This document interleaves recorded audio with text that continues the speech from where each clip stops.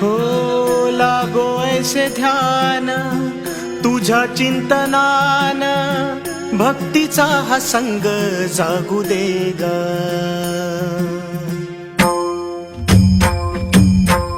लागो ऐसे ध्यान तुझ्या चिंतनान, भक्तीचा हा संग जागू दे ग.